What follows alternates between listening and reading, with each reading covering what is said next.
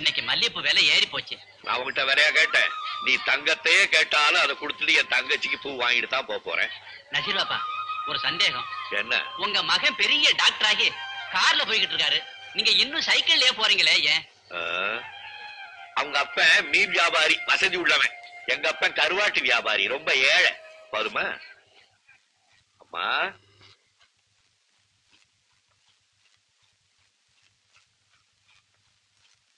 அம்மா, தங்கச்சி வாங்கண்ணா வாங்க. அடுப்படியில இருந்தே நீங்க வர்றீங்கன்னு தெரிஞ்சுக்கிட்டேன். எப்படி? உங்க கையில இருக்கிற மல்லிகை பூ வாசனை தான் நசீரண்ண வராரு நசீரண்ண வராருன்னு கட்டியும் கூறுறேன். நல்ல வேலை, அண்ணன் வரும்போது மீன் நாத்த சமையல் கட்டு வரைக்கும் வந்து குடலை புடுங்குதுன்னு சொல்லுவியோன்னு நினைச்சேன். இந்தம்மா எறா கொண்டாந்துருக்கேன், உன் வீட்டுக்காரனுக்கு ரொம்ப பிடிக்கும். பொன்னுசாமி, என்னம்மா? இந்த மீனை கொண்டுட்டு போய் நல்ல பக்குவமா வறுத்து வை. சரிம்மா. அம்மாடி, எனக்கு வாழ்க்கையில ரெண்டே லட்சியம் தான்மா. ஒண்ணு, காலையில எழுந்திரிச்சோன்னு தொழுவரத்துக்கு மசூதிக்கு போகணும். ரெண்டாவது, என் தங்கச்சிக்கு கை நிறைய பூ வாங்கி கொண்டாந்து கொடுக்கணும். உங்க அன்புக்கு நாங்க ரொம்ப கொடுத்து வச்சிருக்கணும். ஜடிஜி எப்போ வருவான்? சாப்பிட வரேன்னு இப்பதான் போன் பண்ணாங்க. உங்களை ஒரு நாளைக்கு பாக்காட்டி அவருக்கு தூக்கமே வர்றதில்ல. உங்க 2 பேருக்கும் திஷ்டி சுத்தி தான் போடணும். யாருக்கெல்லாம் பண்ற போது சமயக்கட்டுல இருந்து நம்ம வாசனை வருதே. நான் கொடுத்த யாராவே என்ன பண்ணாவே? ஓஹோ, பப்படம் கருகுனா அப்படித்தான் நாரும்.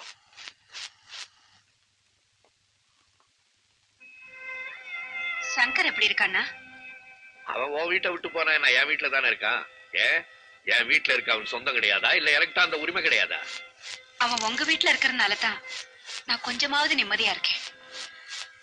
இருந்தாலும் பெத்த தாய பாக்குறதுக்காவது அவன் வந்து போய்கிட்டு இருக்க கூடாதா? ஏன் உன் வீட்டுக்கார அவன் வீட்டுக்கு வாடான்னு கூப்பிட கூடாதா? என்ன செய்யறதுன்னு மாட்டேன்னு இவரு பிடிவாதமா இருக்காரு. அவர் வந்து கூப்பிடாம நானும் வரமாட்டேன்னு இவனும் வைராக்கியமா இருக்கான். இவங்க 2 பேர் வைராக்கியமும் இந்த குடும்பத்துக்கே பெரிய சோதனையா இருக்கு. உன் வீட்டுக்கார ஒரு மழையன். இவனுங்க வைராக்கியம் எத்தனை நாளைக்கு நினைக்க போகுது? நீ கவலைப்படாத சங்கர, நான் ஒரு நாளைக்கு வீட்டுக்கு கூட்டிட்டு வந்துட்டாருனே. சரதா, நம்ம வீட்டுக்கு ஒரு விருந்தாளி வந்திருக்காரு பாத்தியா? வாங்கண்ணே. என்னம்மா? நான் என்னைக்குமே விருந்தாளி இல்லப்பா. என்னடா நீதி, காவலோட வந்திருக்க, இப்பெல்லாம் தேவைப்படுதோ? குடும்பத்தான இன்னும் போகலையே. சரி சரி, முதல்ல எல்லாரும் கையை கழுவிட்டு சாப்பிட வாங்க.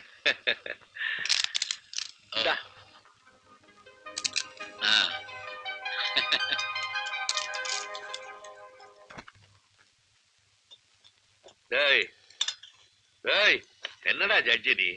ஏற்கனவே தான் அந்த கோழிக்கு மரண தண்டனை கொடுத்தாச்சே, அதுக்கப்புறம் நீயே வேற போட்டுட்டு கொல்ற. நம்மளால எல்லாம் முடியாது போ.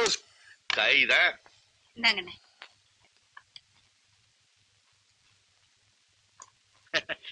சின்ன வயசுல ஸ்கூல்ல நாம 3 பேரும் ஒன்னாவே சேர்ந்து சாப்பிடுவோம். நசீர், நீ கடிச்ச கொய்யா பழத்தை புடுங்கி நானும் பொறுக்கும் பங்கு போட்டுக்கும், ஞாபகம் இருக்கா? அதெல்லாம் மறக்க முடியுமாடா? சின்ன வயசுல நீங்க 2 பேருமே திருட்டு பயலுங்க. ஆனா இவன் ஜட்ஜ் ஆயிட்டான், இவன் போலீஸ்காரன் ஆயிட்டான். நசீர், நீ நடுவுல படிப்பை நிறுத்தின உடனே நாங்க 2 பேரும் எவ்வளவு வருத்தப்பட்டோம் தெரியுமா? அண்ணனுக்கு மட்டும் வசதி இருந்திருந்தா உங்க 2 பேரையும் விட 4 எழுத்து அதிகமாவே படிச்சிருப்பாங்க. என்னம்மா செய்யறது? என்ன இருந்தாலும் எங்க வாப்பா கருவாட்டு வியாபாரி தானே, படிக்க வைக்க முடியல. ஆனா நான் படிக்காத குறையெல்லாம் என் மகனை டாக்டர் ஆக்கி தீர்த்துக்கிட்டேன். அவனை மேல் படிப்புக்காக அமெரிக்காவுக்கு அனுப்ப போறேன். இந்த ஒரு விஷயத்துல நம்ம 2 பேரை விட நசீர் ரொம்ப கொடுத்து வச்சவன். எல்லாம் அல்லாவோட கருணப்பா. பாலைவனத்துல சோலையை காட்டுற அல்லா யாருக்கும் எந்த குறையும் வைக்க மாட்டார். சாப்பிடு.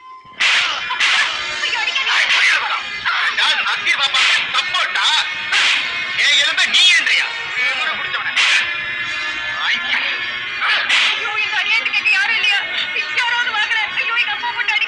இனிமே இந்த ஜம்பு எதிர்த்து பேசியடா.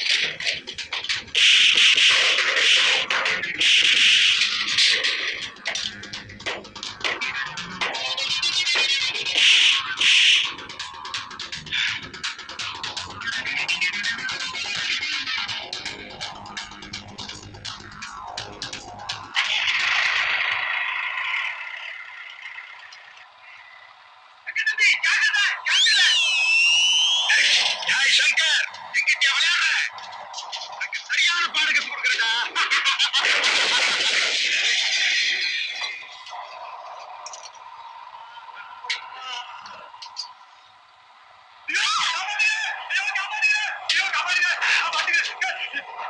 நல்லா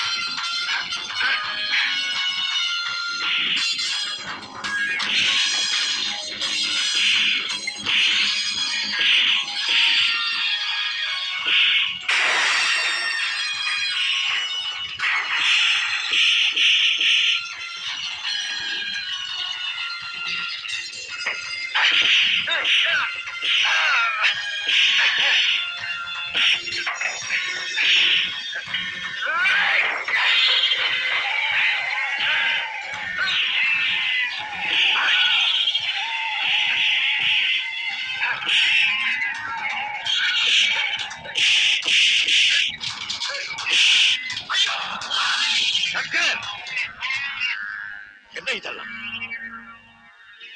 இந்த காலி பயிருக்கு கூட சண்டை போடுறதுக்கு உனக்கு வெக்கமா இல்ல? பாப்பா அங்க பாருங்க, ஜம்போட ஆட்கள் கும்பலா வந்து போய் அடிச்சு போட்டாங்க.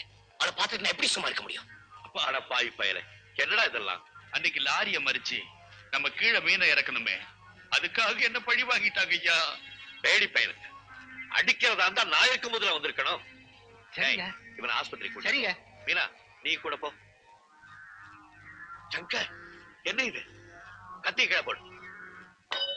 வாய கூட படிச்சவன் நீ 10 பேருக்கு முன்னால மீன் மார்க்கெட்ல நின்னு கண்ட ரவுடி பயலுங்க கூட சண்டை போட்டின்னா உன் குடும்ப கௌரவம் மரியாதை எல்லாம் என்ன ஆகிறது? அந்தஸ்து கௌரவம் அப்படி எதுவும் இருக்கிறதா எனக்கு தெரியல. அந்த அந்தஸ்தும் கௌரவமும் நீ தேடி இருந்தா இப்படி அலட்சியமா பேச மாட்டேன். அது உங்க அப்பா உனக்கு தேடி கொடுத்ததுப்பா, அதை நீ காப்பாத்த வேண்டாமா? எங்க அப்பாவுக்காக பறிஞ்சு பேசுறதுல உங்களுக்கு சந்தோஷம்னா அதுக்கு நான் தடையா இருக்க விரும்பல. உங்க அப்பாவுக்காக நான் பறிஞ்சு பேசல. உன்னையே நினைச்சு கண்ணீர் விட்டுக்கிட்டு இருக்கிற உங்க அம்மா, அதான் என் தங்கச்சி. அவளுக்காவது தயவு செய்து நீ வீட்டுக்கு போ. பாப்பா, நீங்க சொல்றது எனக்கு புரியுது. அதுக்காக என் தன்மானத்தை விட்டுட்டு அந்த வீட்டுல அடி எடுத்து வைக்க முடியாது. சங்கர், அதுக்காக இனிமே என் வீட்டுல இருக்காத, வெளியே போறா நீங்க சொன்னா கூட நான் வருத்தப்பட மாட்டேன். சங்கர், என்னப்பா இது? என் உயிருள்ள வரைக்கும் நான் அப்படி ஒரு வார்த்தையை சொல்ல மாட்டேன்ப்பா. நல்லா ஞாபகத்துல வச்சுக்க. எனக்கு நீ வேற, என் மகன் பஷீர் வேற இல்லை. நீ 2 பேருமே எனக்கு 2 கண்கள் மாதிரி. நான் இனிமே எதுவுமே சொல்லப்பா. பா போலாம். பாப்பா, என்ன மன்னிச்சிருங்க. அப்புறம் என்னப்பா நடந்துச்சு? நசீர் என்ன வந்து சங்கர் தம்பியை இழுத்துட்டு போனாரு. அவர் இல்லன்னா தம்பி கொலையே செஞ்சிருக்கும். ஐயோ பொன்னுசாமி, தயவு செஞ்சு இந்த விஷயத்தை அவர்கிட்ட சொல்லிடாத. அவருக்கு இதெல்லாம் தெரிஞ்சுட்டா. தெரிஞ்சுதான் சாரதா நான் மௌனமா அழுதுகிட்டு இருக்கேன். ஆனா நீ எனக்கு தெரியக்கூடாதுன்னு நினைக்கிறியே தவிர மகன் இப்படி செஞ்சிட்டானேங்கிற கவலை உனக்கு இல்ல. இருந்தா நசீர் மகன் பஷீர் மாதிரி இருக்கணும், தங்கமான பையன். ஆனா இங்க ஜஸ்டிஸ் தியாகராஜோட மகன் பெரிய தெருப்பொறுக்கின் பட்டம் வாங்கியிருக்கான். எவ்வளவு நல்ல ரெக்கார்ட் பாத்தியா? 4 பேருக்கு முன்னாடி என்னால தலை நிமிர்ந்து நடக்க முடியல. மன்னிச்சிடுங்க. இனிமே அவனை பத்தி நான் எதுவுமே பேச மாட்டேன். எதுவுமே பேச மாட்டேன். எப்படியோ போட்டும்.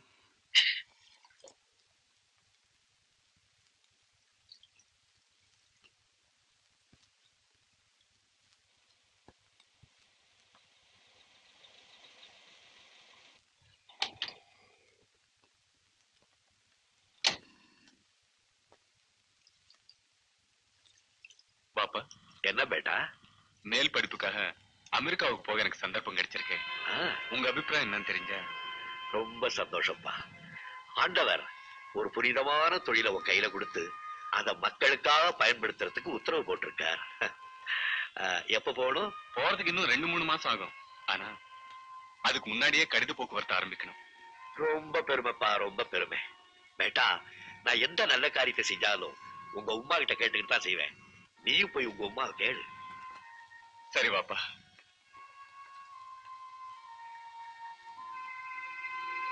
பாப்பா ஒரு சாதாரண மீன் வியாபாரி. அவரோட தகுதிக்கு மீறி எவ்வளவு தியாகம் பண்ணி என்ன படிக்க வச்சிருக்காருன்னு உங்களுக்கு நல்லா தெரியும். எனக்காக தான் அவர் உயிர் வாழ்ந்துகிட்டு இருக்காரு. உமா, நான் அமெரிக்கா போயிட்டு வர்றதுக்கு எனக்கு அனுமதி கொடுங்க.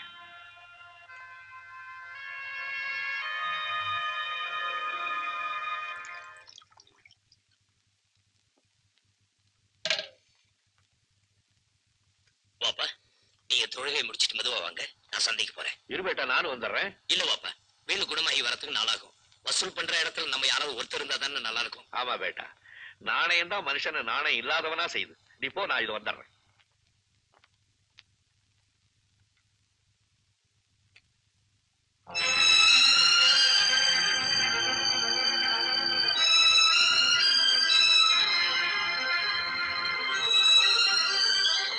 நீங்க இங்க பொண்ணை பார்க்கதாண்டா.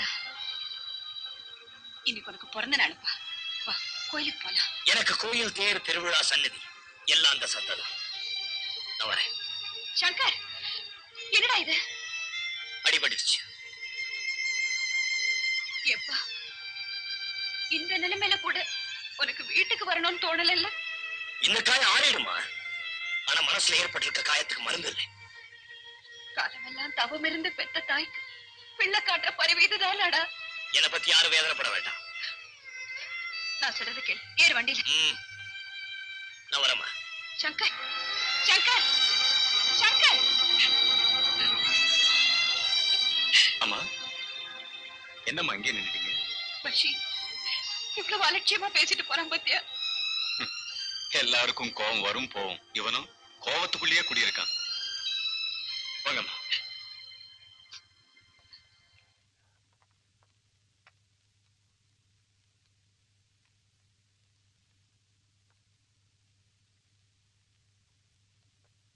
உட்காருங்கம்மா. பஷீர், எங்க நசீர் அண்ணனை காணோம்? பாப்பா தொழுதுகிட்டு இருக்காங்க. அண்ணனுடைய தொழுகதான் என் கண்ணீரை துடைக்கணும். உட்காருங்கம்மா. இருக்கட்டும்பா. பஷீர், நீயாவது சங்கருக்கு புத்தி சொல்லி திருத்த கூடாதா? அம்மா, அழுக்கு துணியா இருந்தா அடிச்சு துவைக்கலாம். மாசு மருவில்லாத வெள்ளை துணியை யாராவது வெள்ளாவில வைப்பாங்களா? சங்கர் ஒரு அப்பழுக்கு இல்லாத உத்தமன். என்னப்பா நீ அவனை பத்தி எதுவுமே தெரியாத மாதிரி பேசுறீங்க. ஜட்ஜங்கிள் அவனை வீட்டை விட்டு வெளியே போக சொன்னது காரணமே காலேஜில் நடந்த சம்பவம் தானே? ஆமா. ஆமா, மனசாட்சியை போல நெஞ்சு சுட நெருப்பு வேற எதுவுமே இருக்க முடியாது. இத்தனை காலமா மறைச்ச ஒரு உண்மையை இப்போ நான் உங்ககிட்ட ஒழிக்காம சொல்றேன். சங்கர் நிரபராதி. பஷீர். ஆமா, நான் தான் குற்றவாளி. நாங்க காலேஜில் படிச்சுட்டு இருந்த போது principal principal accept our demands accept our demands principal மாணவர்களே அமைதி அமைதி.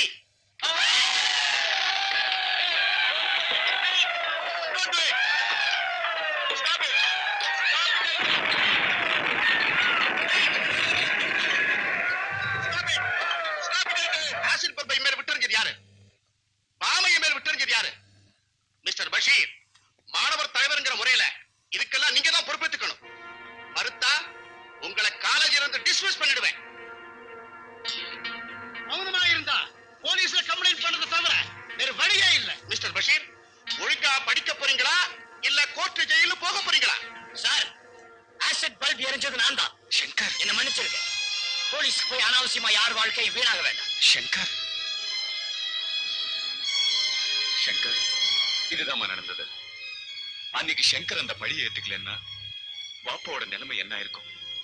மீன் வித்து கஷ்டப்பட்டு படிக்க வச்சு தன் மகனை டாக்டர் ஆக்கணும்னு வாப்பா கண்ட கனவு நிறைவேறாம போயிருக்கும். என் மேல கரப்படக்கூடாதுன்னு சங்கர் சேர்த்த பூசிக்கிட்டாமா. அவன் வீட்டை விட்டு வெளியேறி எங்க வீட்டுல விளக்கேத்தி வச்சாமா. பஷீர், என் மகனை நினைச்சு நான் ரொம்ப பெருமைப்படுறேன்ப்பா. ரொம்ப பெருமைப்படுறேன். என் வயித்துல பிறந்தது ஒரு கூழாங்கல் இல்ல, கோஹினூர் வைரம்னு புரிஞ்சுக்கிட்டேன்.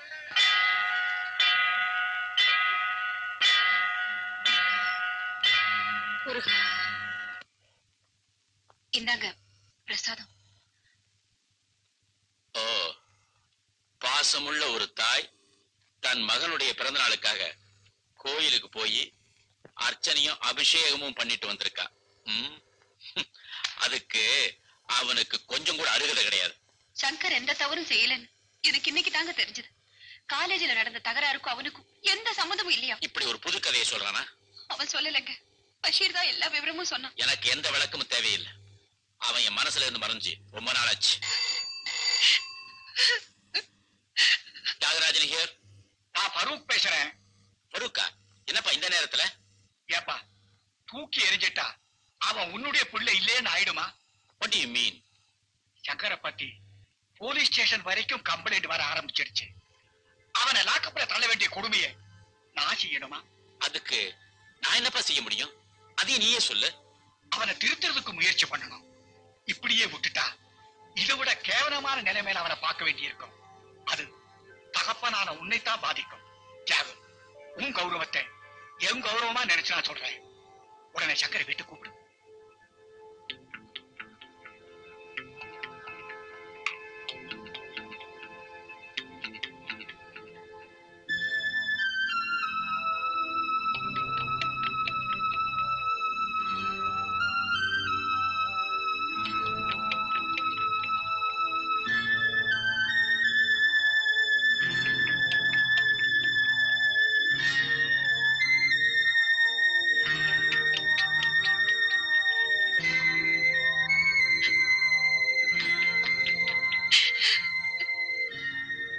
சாரதா, இனிமே உன் மகனை நினைச்சு நீ அழ வேண்டியதே இல்லை.